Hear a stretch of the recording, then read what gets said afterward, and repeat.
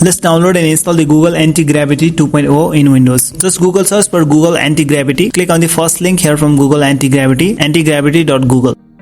On this page, you will get the download for Windows option. If you are using a different platform, click on download at the top right side. It will give you options to download the installer file as per the platform. I'm trying to install for Windows, so come to Windows and select your version. Just wait for the download to finish. Once your download finishes, click on the installer file. It just automatically installs and loads the Antigravity. It has installed. You will get a shortcut of Antigravity on desktop.